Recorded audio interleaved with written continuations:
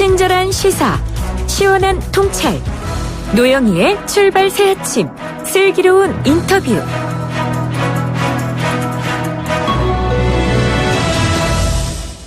조국 후보자의 딸을 둘러싼 의혹을 두고 여야 모두 의원총회를 열고 대응 방안을 논의했습니다. 민주당 내에서도 딸과 관련된 의혹에 제대로 대응하지 못하면 최악의 상황으로 갈 수도 있다는 우려가 나오는 상황인데요. 오늘은 여당 입장을 한번 들어보겠습니다. 더불어민주당 법제사법위원회 간사인 송기현 의원 연결돼 있습니다. 의원님 안녕하세요. 네, 안녕하세요. 조국 후보자 청문회가 뜨거울 거다. 이거는 뭐 어느 정도 예상은 했지만 이렇게 뜨거울 줄은 사실은 못했는데 어떻습니까? 뜨거울 거로 예상했죠. 야당에서는, 특히 한국당에서는 아주 작정하고 이렇게 논란을 일으킬 것으로 예상을 했습니다. 하지만 실제 진행되는 걸 보니까 좀 심한 부분이 많이 있습니다. 네. 그 청문회 대상자가 사실은 7분인데요. 그 중에서 사실은 다른 6명의 후보에 대한 관심은 거의 지금 나오지 않는 상황이라서 이게 지금 어떤 식으로 전개될지에 대해서도 사실은 상당히 관심들이 많은 것 같습니다. 그래서 청문회 날짜가 사실 중요해질 것 같은데요. 이게 지금 결정이 된 겁니까? 아직 결정이 안 됐습니다. 좀 안타까운 일인데요. 저는 다른 데보다는 법제사법위원회는 정말 법을 지켰으면 좋겠다는 생각을 합니다. 네. 국회 인사청문회법이 있습니다. 여기에는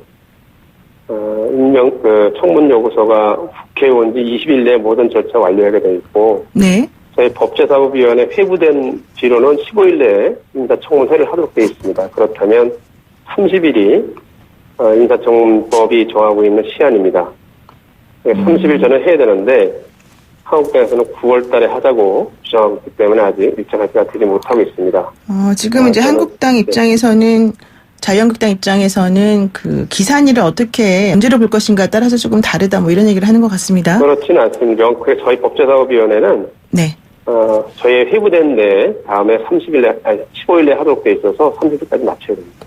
조국 인사청문회 전국이 장기화되면은 뭐 여당 야당 어느 쪽에 유리한 건가요? 저는 유불리 따지는 것 자체가 청문회 본질에 접근하는 것이 아니고 정치적으로 이용하려는 그런 계산이 깔려 있다 이렇게 보고 있습니다. 저는 청문회 자체는 일정은 법에 따라서 빨리 정하고 청문회를 통해서 국민들에게 제기된 여러 가지 의문이 해소되는 그런 걸로 가야 된다고 생각합니다. 어제 민주당 법사위에서 기자회견을 한 걸로 알고 있는데요. 조국 후보에 대해서 제기된 의혹들은 자유한국당의 정치 공세로 악의적으로 포장된 부분이 많다 이런 취지였습니다. 특히 어떤 부분을 악의적으로 포장된 것이다라고 보시는 건가요? 처음에 부동산 위장매매 이런 얘기도 나왔었죠. 그다음에 딸이 친구가 외제 승용차를 수유하고 있다 이런 부분도 나와 있었고요. 그런 부분은 저희들이 전형적으로 잘못된 가짜뉴스 수준의 그런 주장이었고요.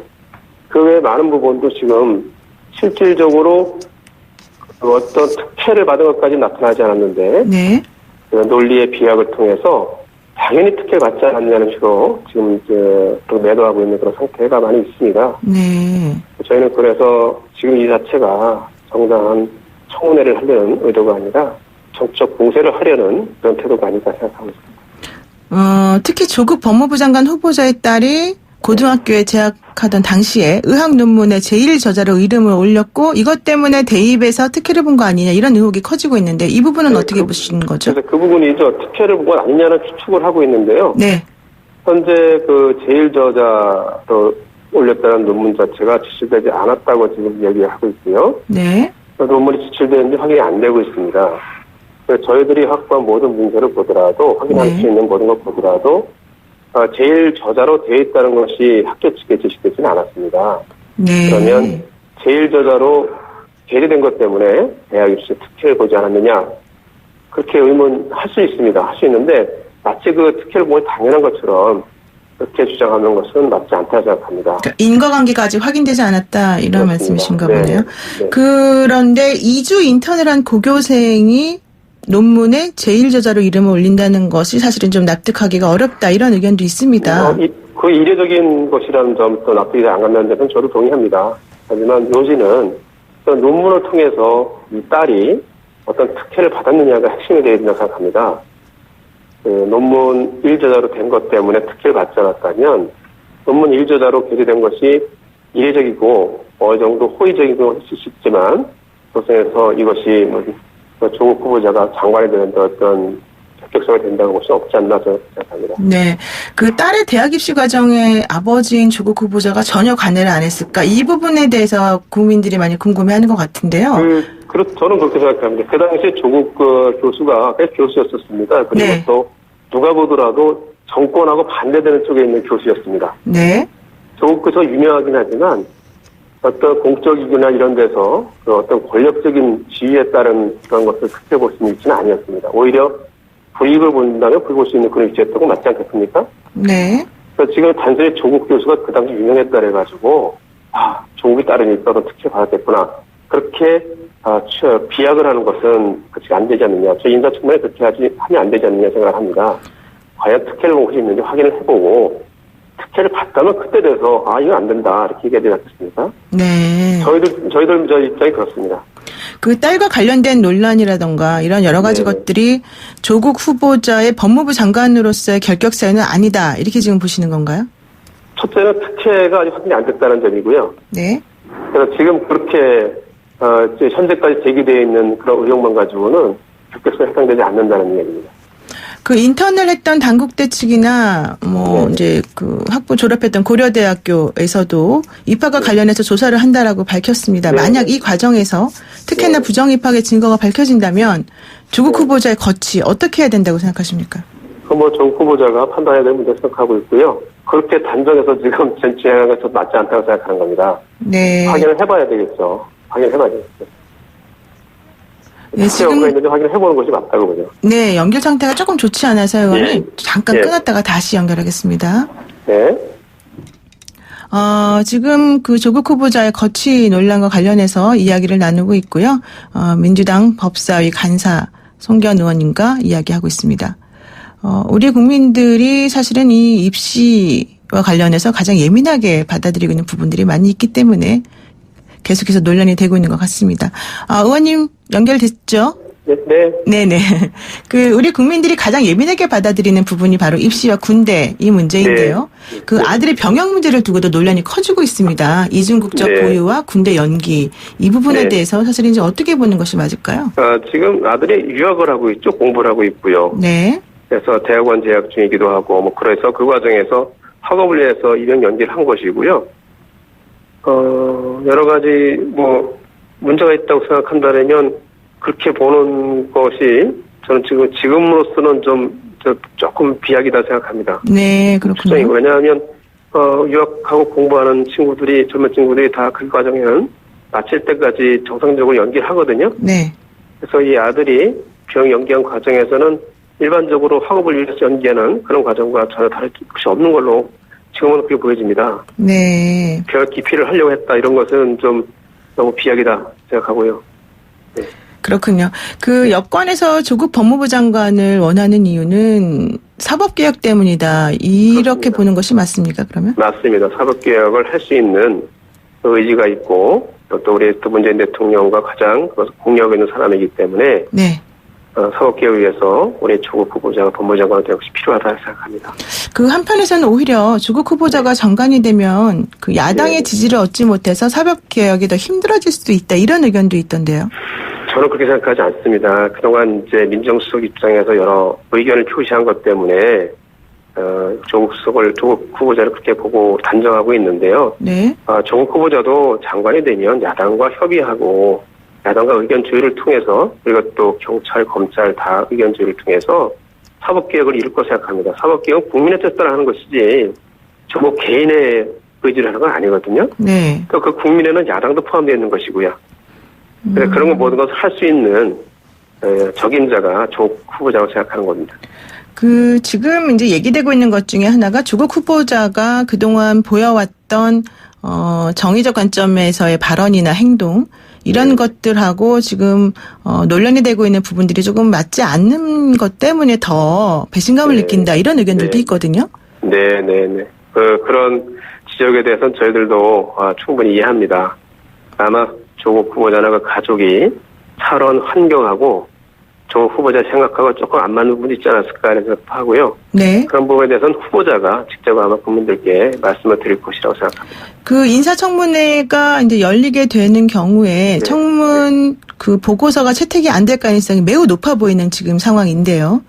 글쎄, 그것도 단정을 그렇게 하기 어려울 것 같고요. 네. 정말 청문회를 해서 그 조국 후보자의 이야기를 듣고 그다음에 그것을 뭐 국민과 함께 판단을 해야 되는 것이 아닌가.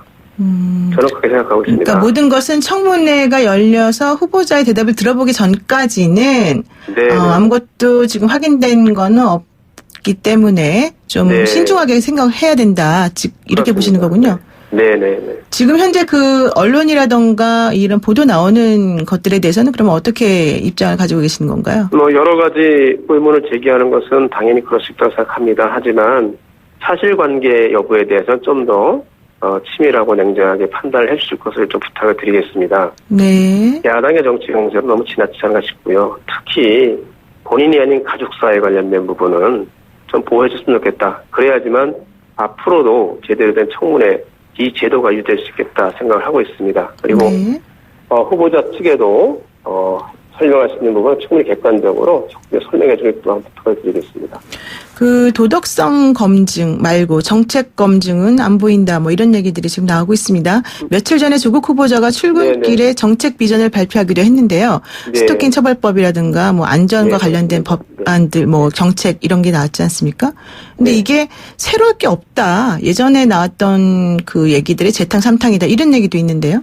네, 지금 그동안 문재인 정부가 추진했던 여러 가지 그 사회적 개혁 있습니다. 법무부를 통해서 할 수 있는 개혁이 있는데요. 지금까지 성과가 잘 안 나왔습니다. 그런 것을 본격적으로 성과를 낼 수 있는 사람은 조국 후보자가 적임자라고 생각합니다. 네. 조국 후보자도 그런 차원에서 그동안 우리 문재인 정부가 계획했던 것을 실현하겠다는 취지로 아마 정책 발표를 하고 있는 것으로 저는 생각하고 있습니다. 그렇다면은 그 정책에 대한 검증이라든가 뭐 포인트를 둬야 될 거는 어느 부분에 있을까요? 저는 우리 사회가 좀 안전한 사회가 되는 게 가장 중요하지 않습니까? 네. 그럼에도 불구하고 국민께서 아직 안전한 사회에 대한 확신을 못 가지고 계십니다. 그런 점에서 법무부가 제우선적으로 해야 되지 않을까 생각하고요. 두 번째로는 공정한 사회가 되는 여러 가지 제도가 있습니다. 상법이라든지 집단소송법이라든지 등등의 여러 그런 제도가 있는데 그것이 아직 이루어지지 않고 있습니다. 네. 조국 후보자가 장관이 된다면 그 점에 대해서 저는 확실한 소신과 신뢰를 가지고 실현해 주기를 기대하고 있습니다. 조국 후보자가 그 문재인 정권에서 가지는 상징성 이런 것들이 사실은 오늘의 그 조국 후보자를 둘러싼 여러 가지 논란을 좀 더 가중시키는 요소가 아닌가 생각이 드는데요. 맞습니다. 정확한 말씀이라고 생각합니다. 야당도 그러기 때문에 이렇게 TF까지 결성해가면서 저지하려고 노력하는 것이 아닌가 하는 생각이 들고요. 네. 그런 점에서 국민과 함께 문재인 정부의 이 개혁적 과제를 성공할 수 있는 길을 열어야 되겠다는 생각하고 있습니다. 그래서 오히려 그동안의 정부를 지지하고 전폭적인 박수를 보내왔던 민주당 지지자들이 오히려 더 이 조국 후보자를 둘러싼 논란, 특히 이제 딸의 논란이라든가 이런 것들에 대해서 좀 더 비판적인 시각을 보이고 있다는 입장도 있습니다. 조국 후보하고 조국 후보의 가족이 살아온 환경이 우리나라 평균적인 삶과 좀 다른 부분이 있기 때문에 그다음에 괴리감을 느끼시는 부분에서 저희도 충분히 이해하고 있습니다. 하지만 조국 후보자로서 우리가 달성하고자 있는 이 사법개혁의 이 목표를 위해서는 조국 후보자가 가장 적임자 생각을 하고 있고 지금까지 제기된 것은 의혹이었고 그걸 통해서 조국 후보자나 가족이 특혜를 받았다는 것까지는 아직 확인이 안 됐다는 점을 이해해 주시기 부탁을 드리겠습니다. 네, 마지막으로 그 여당 간사 입장에서 국민들께 하시고 싶으신 말씀이 있다면 한마디만 짧게 해주시죠. 네, 무엇보다도 국민들께서 좀 감정의 일치를 못 이루는 그 부분에 대해서는 저희들도 공감하고 있습니다. 하지만 무엇보다도 조국 후보자를 법무부 장관으로 지명한 이유가 사법개혁을 완수하기 위한 그런 목적이 있었고 그것을 위해서는 가장 적임자라는 점에 대해서는 저희 자신하고 있습니다. 그 점에 대해서는 지금까지 나와 있는 여러 가지 의혹은 장관으로서 결격사가 되지 않는다고 아직까지 생각하고 있습니다. 네. 이 점에 대해서는 철저히 청문회를 통해서 밝혀지고 빨리 이루어지기를 저는 기대하고 있습니다. 네, 오늘 말씀 여기까지 듣겠습니다. 고맙습니다. 네, 감사합니다. 네, 지금까지 국회 법사 여당 간사 더불어민주당 송기현 의원과 함께했습니다.